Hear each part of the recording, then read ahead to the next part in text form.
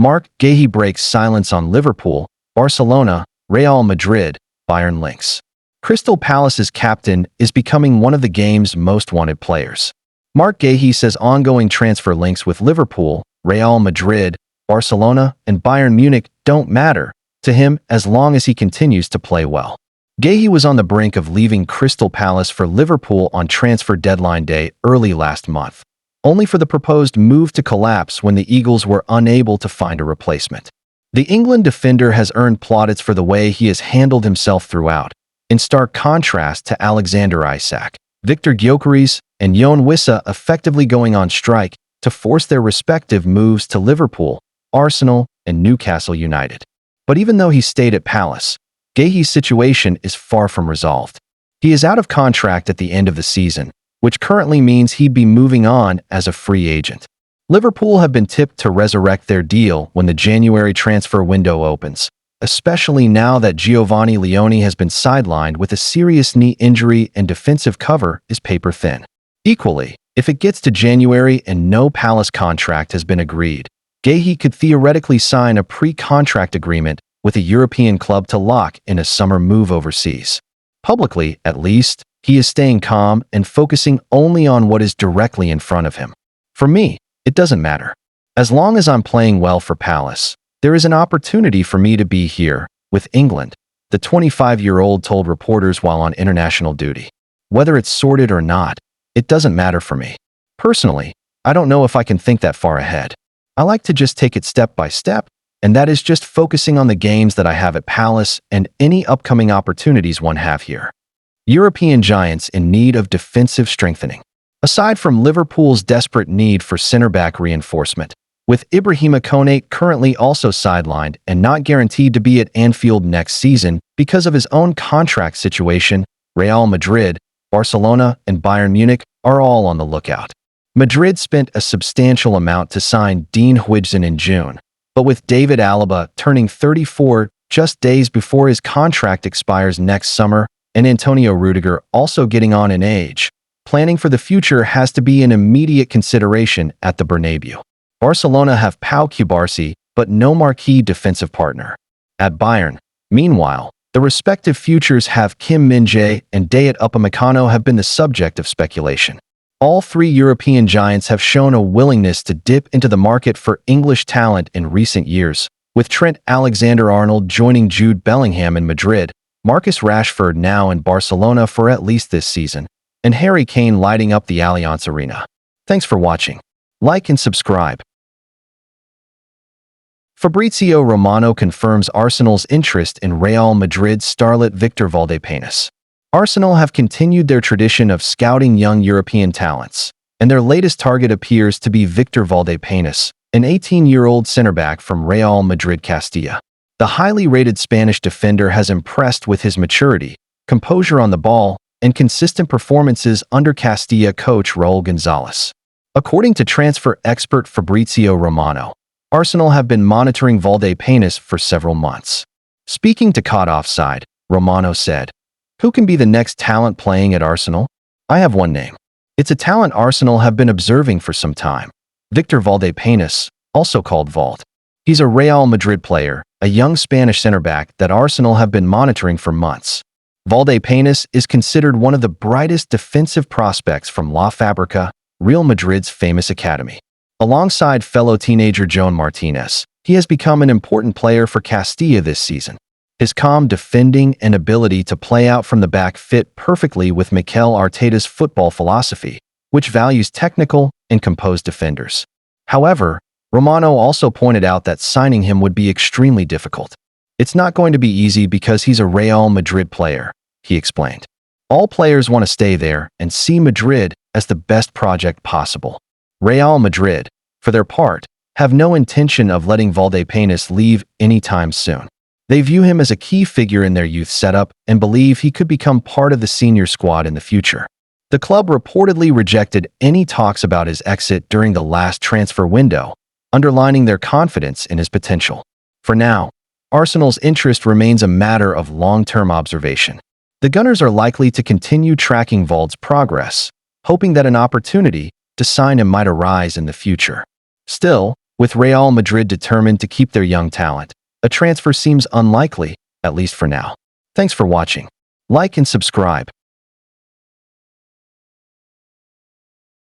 Arne Slot jumps to defense of Mohamed Salah after Liverpool star misses many opportunities in Chelsea loss. The Liverpool star drew blank in front of goal as Reds crashed to defeat at Stamford Bridge. Arne Slot defended Mohamed Salah despite missing many opportunities against Chelsea, insisting the Egyptian is allowed a few duff performances because he's only human. Salah has set incredibly high standards since joining Liverpool from Roma in 2017, never scoring fewer than 18 Premier League goals a term across 8 full seasons. The 33-year-old has 3 goals and 3 assists in all competitions for the Reds so far this term, but failure to register any goal involvements against Chelsea in Saturday's 2-1 defeat to the Blues at Stamford Bridge means it is the 3rd league game in which he has drawn a blank already this term. Salah was rested in midweek as he appeared off the bench for a 28-minute cameo in Liverpool's shock 1-0 Champions League defeat to Galatasaray. Slot said, "That's then interesting. Did he create so much today because he didn't play during the week? Or did he miss the chances because he missed a bit of sharpness that he could have had if he'd played against Galatasaray? We will never know. What I like is that he got many times in a position he would like to be in and I would like him to be in. He has shown in his career, and since I'm here, that he can score goals." He added, "Today he had many opportunities to do what he has done so often, but he is a human being. It is not like every chance he gets is always a goal. He can have games when he has chances in promising positions and doesn't get a goal or assist. We created more than enough chances to score more than 1 goal last week and today. When we did score, I thought we were going to win it. If you play the style we played, so high press, it would be a complete surprise if they never played through your press. It would be unrealistic when you play Chelsea, who want to play out from the back, that they never play through your press. I won't say we deserved it to win, but we definitely deserved a draw." Thanks for watching. Like and subscribe. Ruben Amorim double masterstroke in huge Man United win over Sunderland saves his job, at least for now. Manchester United's 2-0 win over Sunderland came at a crucial time for Ruben Amorim, who now looks set to avoid the sack over the international break, and 2 huge selection decisions have helped him keep his job.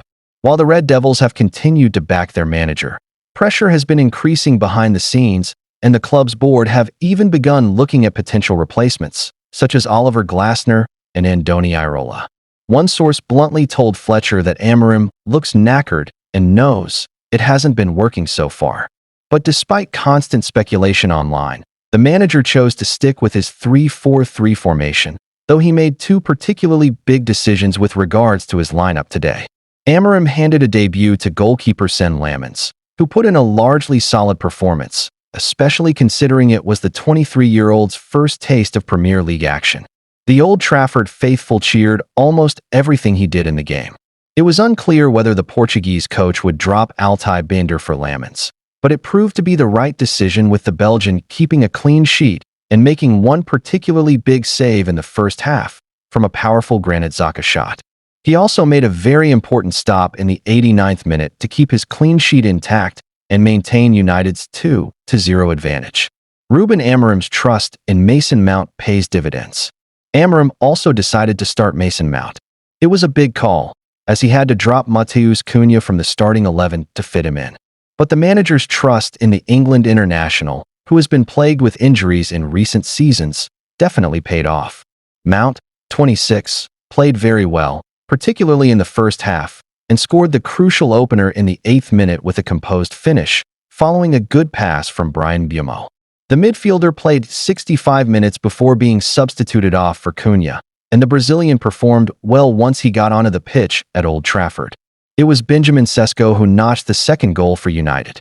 He put home a close-range finish after Sunderland failed to deal with a Diogo Dalot long throw.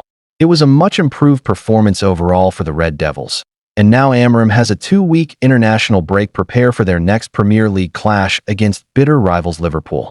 While Amorim now looks highly likely to keep his job, pressure will ramp up again if United fail to build on their big win today. Thanks for watching. Like and subscribe. David Ornstein provides fresh update on Ibrahima Konate's Liverpool contract. Ibrahima Konate is out of contract at the end of the season. Real Madrid continue to be linked with a move for Liverpool centre-back Ibrahima Konate following William Saliba's contract renewal at Arsenal. Konate's current deal at Anfield expires next summer, meaning he would be free to sign a pre-contract agreement with overseas clubs from January. The French defender has so far turned down several renewal offers from Liverpool and is reportedly keen on the possibility of joining Los Blancos. Real Madrid remain interested and are closely monitoring the situation.